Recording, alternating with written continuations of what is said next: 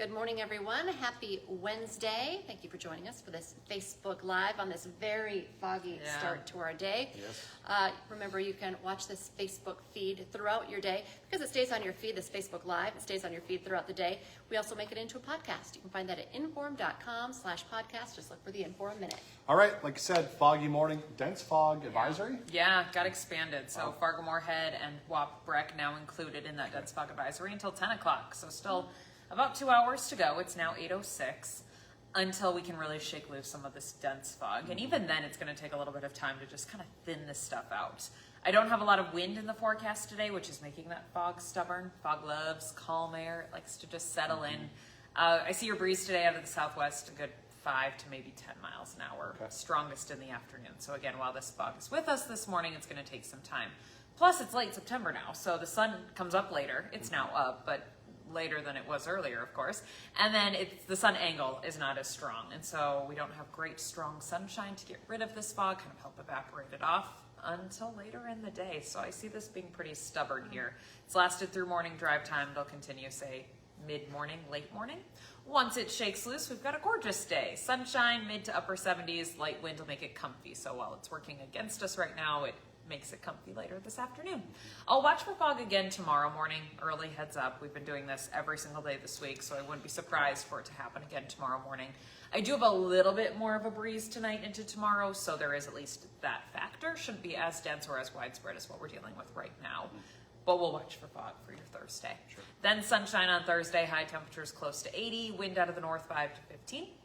Friday, we do this all over again.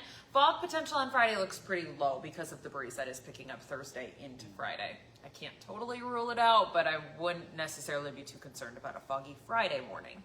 Lots of sunshine throughout Friday. Quick little cold front scoots through, and that's going to make us breezy on Friday afternoon, Friday evening. I'd say gusting 25 to 30, so not wildly windy, not wind advisory type of windy, but strong enough. I think you'll feel it on Friday afternoon. That cold front scoots through. It's dry. I don't see it bringing any rain, which is a little unusual. I wouldn't necessarily call it rare, but typically cold fronts bring in at least some sort of precip. Not this one. We're staying dry. We will be a little bit cooler on Saturday because of that cold front. I'm looking at low 70s. That's still above average. That's still really mild, especially with sunshine on Saturday, but it is a little bit cooler than being near 80 on Friday. Wind does look a little bit lighter than on Saturday. I'd go west 5 to 15 miles an hour, which is good news for the tailgating tents out at the Fargo Dome parking lot on Saturday morning. Next chance of rain, I'm thinking Wednesday, which is 1 week away from today, and your first day of October. So we'll watch that and see how it changes, if it changes, as we get a little bit closer. But right now, you can tuck the umbrella away. You don't need it anytime soon. Swap it for the sunglasses. All right, that's all. Drive careful in the fog. Make sure your headlights and your taillights are on if you're driving through the soup. Okay, that's all. Thanks, Lydia. All right, well, breaking right now, a car accident in Moorhead, and talking about the fog in very foggy conditions this morning. It happened at the intersection of Highway 75 and 28th Avenue North. That's an area just north of the water treatment plant, also not far from MB Johnson Park. We had a WDAY crew out there. They saw at least one car in the ditch, one car on the side of the road, and a lot of debris on the road as well. We know there was a huge presence of, the sheriff's office, police, highway patrol out there. So we're trying to get more information exactly about if anyone was hurt and what exactly happened. But like you just heard, be careful in the fog. And especially if you're going to be in that area, we know traffic's backed up. But obviously, if you're driving in this fog, it can be a little scary and dangerous. Yeah, and Ryan said when he got there, he couldn't even see those flashing lights until he was pretty much on the scene. So that just goes to show how dense that fog is. Makes it really tough to see.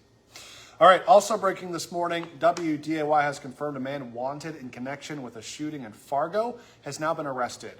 Jail records show 24-year-old Braden Poitra was booked into the Cass County Jail just this morning. It happened overnight.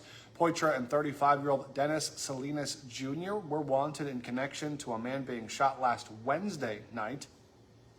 Poitra is being held on a number of drug charges along with illegal possession of a firearm. We're working to find out when he'll be in court first. And then Salinas Jr. is assumed to still be on the run as he's not listed on any court records or jail records right now. Meanwhile, Moorhead police are investigating reports of shots fired last night near the Kenwood Apartments. That's not far from the MSUM football field. The call came in around 9 last night. We are working to get more details. Stick with the news leader for updates. More breaking news this morning. A woman was taken away by a Sanford ambulance from the Red River on a stretcher. Our crew on the scene said she appeared to be fully restrained. Though she was conscious, she was also crying when she was loaded into that ambulance. It took place just north of the First Avenue Bridge around 12:30 or so this morning. We're working to find out how she got in the river, what led to that, how she's doing right now, and if she's facing any charges. So stick with us for updates on that story too. A Moorhead man will be in court this morning, charged in a deadly attack in downtown Fargo.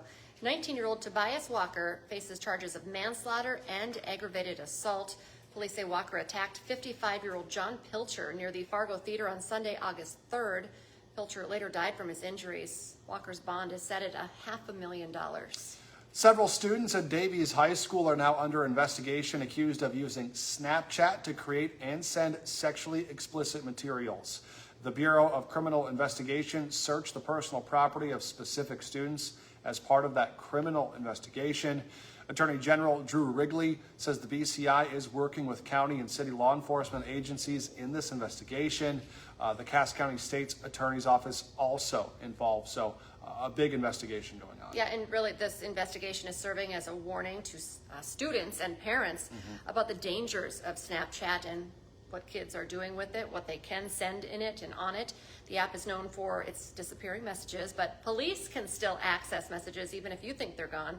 It's important to be aware of Snapchat's format, since messages that disappear after opening can encourage risky behavior in young people. And of course, it also, as a parent, makes it more difficult for parents to intervene and kind of track and know what's going on. Yeah, very serious situation. Today on Hot Mic with Dom Izzo, South Dakota has a chance to do something very rare that only 2 teams have done. That's beat the Bison 3 straight years in a row.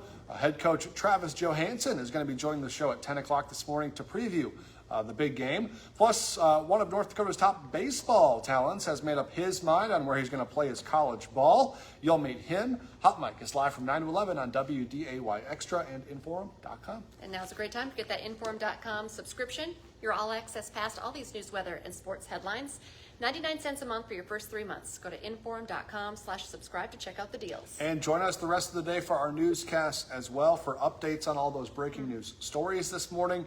Our next one's at 11, then this afternoon, 4, 5, 6, and this evening at 10 o'clock. And then we'll be back tomorrow morning with First News from 5 to 7. Have a great day, everyone.